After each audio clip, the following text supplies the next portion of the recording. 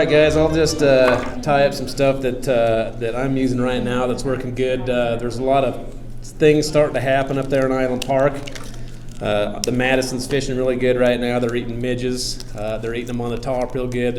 I expect to see blue wing olives any day. I've noticed that there's starting to be a few on the Buffalo River, so the Buffalo kind of is where everything seems to start up there where I'm at, and so I'd kind of keep an eye on that. You'll see brown drakes on the Buffalo before you see them anywhere else. So Buffalo River, for whatever reason, I think it's because its source, the head of the Buffalo River, I think it's a water temperature thing. So bugs tend to get going on that Buffalo before they get going anywhere else.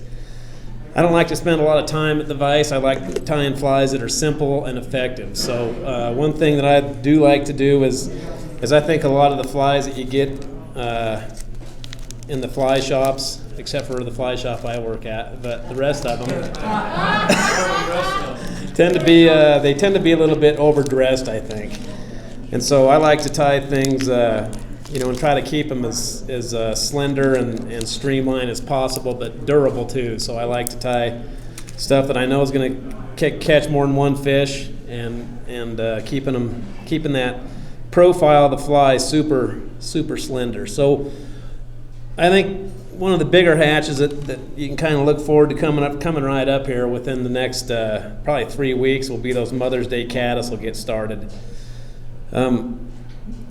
I guess too this year things might be a little bit different up there just because we're still looking at 97% of snowpack, average snowpack.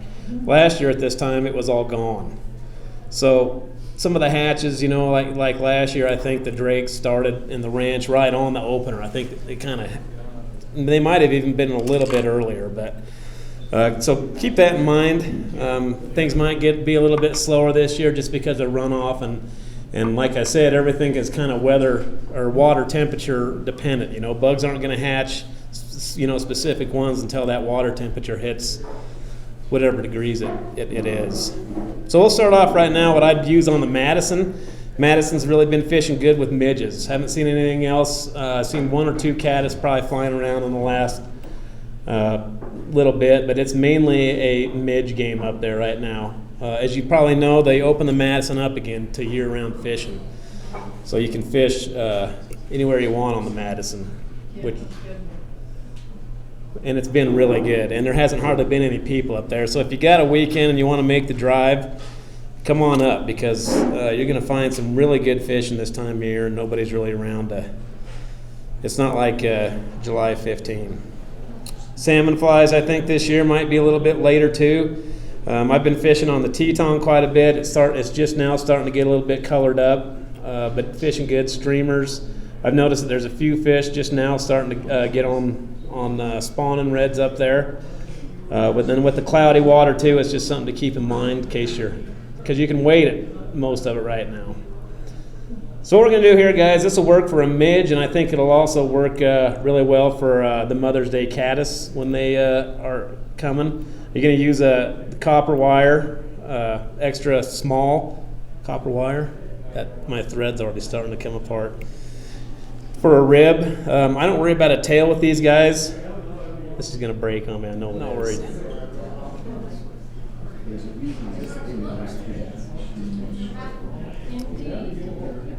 Super simple pattern here, and I take it right down to the bend of the hook right there. And work it back up. I'll try to cover up all that stuff but don't overdo it on this. You want these, because when those little Mother's Day caddis come out of those shucks to swim up through the water column, they're little bugs, You could probably get away with tying this in a 14 as well, but I think 16s and 18s for both midges. I think they take this for a midge and as well as these caddis pupa. So pretty simple. You're just going to rib your right back up. I know you all are familiar with a zebra midge. Pretty much the same thing right here, except for the zebra midge, that's it. You're done tying with, if you were doing a zebra midge, that's pretty much the end of it right there. What color thread are you using? I'm using brown. I like brown and olive and black, and then I'll do these in red too, especially for the... Wine or red? I like red. These work if you just fish that, just like it is right there, you can catch fish with that in the lakes around us. You can catch it. You can catch fish in the rivers. I think it just looks so much like a midge that I like this UV dub that you can get. And I'll just take a little bit here. I think this works really well. I think this is what makes this fly stand out a little bit here. You just twist it on there. You really want to get the first part of it here. You really want to get that twisted on there good. As you come back down, as you can see right there, I'm not so concerned about that. I kind of want this to be, I want the head of this fly to be flaring in the water. I don't want it to be real tight, but to get that to happen for you, you definitely want to get your material started really good. It has a pretty cool effect in the water.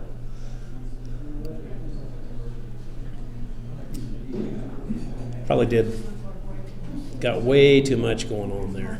All right, cool. So you can see here, guys, that I want to leave this stuff here. I want to leave a whole bunch of that so that when it's in the water, that it pulsates around and it flares around like that. Because I think, especially for a caddis, as they're coming up through the water, you know, some of you guys might have read Gary LaFontaine's theory on caddis, but that shuck right here, this material right here, pulsating through the water, it looks like a caddis coming up as a. Spirit River UV2. This is actually umpquaws. All right. What's Yep. the color?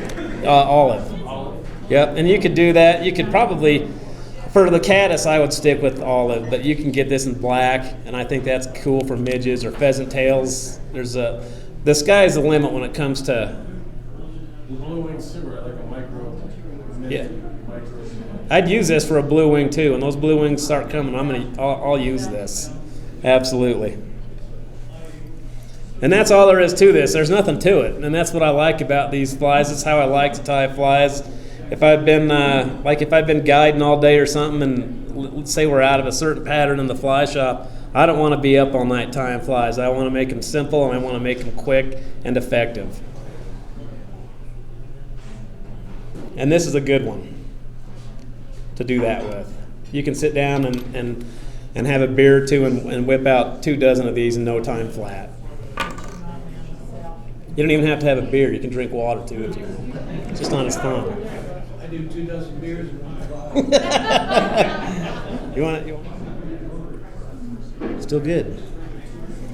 And for these nymphs, these bigger nymphs, but I mean this is an 18 right here, but the Tiemco 30, it's the 3761. A lot of guys that are doing dry flies will use this for the.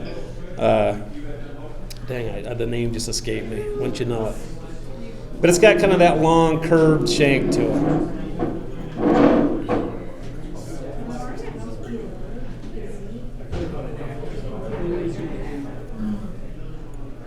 Now I'm going to tie this one without a bead. Everybody thinks that they need beads. You don't need beads. Have you ever been in that situation up on the Henry's Fork, or probably even your home river, where you're seeing a pretty prolific hatch going on and you're throwing duns at them or cripples and they just won't eat anything? Those of you that have been up on the ranch know exactly what I'm talking about. No, they eat everything I throw at. Is that right? I'm the only person on the planet. You and I are going to go do some fishing this summer then. But like on the Teton, for instance, or on the South Fork of the Snake, or even the Madison, sometimes I find that when you're in that situation where there's insects all over and fish are eating all over, but they just refuse everything that you're taking them. Sometimes if you can take a fly like I'm going to tie here and swing it through them, you just subsurface, just right underneath the surface, swinging a fly is super effective in that situation, especially in the evenings on the South Fork when all those caddis get going and all the different hatches that are happening. We're gonna go pretty. Whoops, forgot my wire. We're gonna stick with this copper wire again, the copper color and the extra small.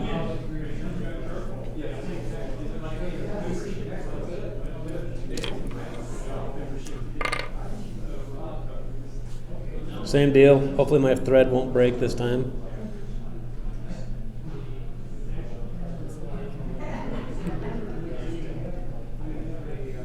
basically going to do the same thing. We're going to go back to the back of the hook. I really like partridge for this pattern, these swinging type patterns. This is a really beautiful bird. We get these up and around St. Anthony and Ashton in the wintertime until they're really. It's a really beautiful bird. It's an earthy. Where's that feather at? Can you see it? Not really. And just the striped tips. Yeah, you can see that. I mean, that's really buggy looking. It's really earthy. It's a really sexy feather. Yeah, as far as. Oh, look at that camera focus back. Praise Jesus. And I'm just going to go with a little bit. I don't want to put a bunch of tail on here. Just a little bit. 3 or 4 or 5 strands at the most. Wrap them in loose. Pull them to length. I want them about half the length of the hook shank.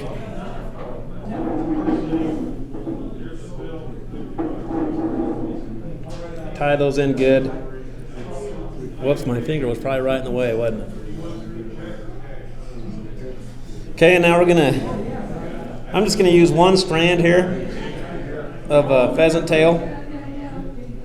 Just one piece.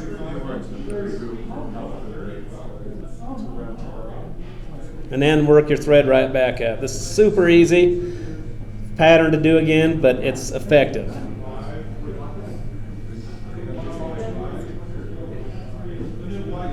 Just gonna work it up. Super simple, right? Nothing to it. And it's a real slender body. Then we're just gonna, for strength, we're just gonna wrap our, same deal that we did with that other one. We're gonna wrap our wire up. A little bit of flash, and it also is going to help protect your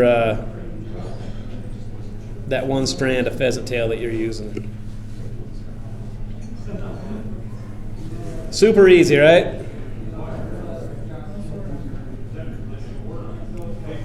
Okay, now we can do, and the sky's the limit here, guys. I don't think there's any right or wrong when you're tying flies. I think that's kind of the beauty of it, but I'm going to stick with this olive color. I like the olive color, but you could do this in brown, you could do it in black, UV, you could do it in you could even probably do it in red and be just fine.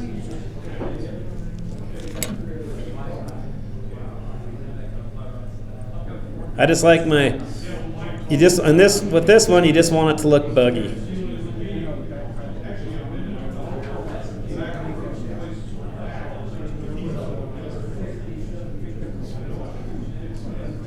Kind of that same thing now. You can kind of see how that material's flaring out a little bit like that, which is cool. We want it to do that because, again, we want that action in the water. Now we're going to take another partridge feather here. I'm going to skin all the fluff out of there. All of this type of material here we want to get out of there.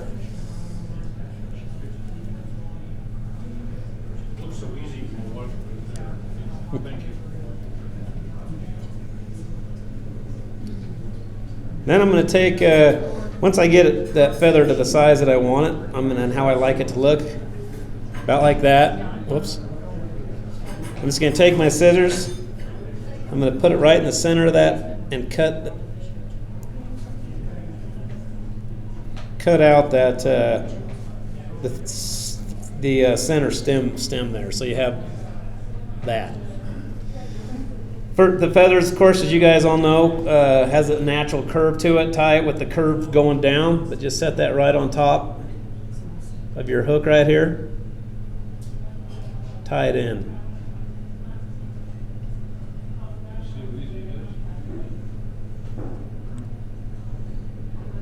Kind of like it. See how I got it to flare like that?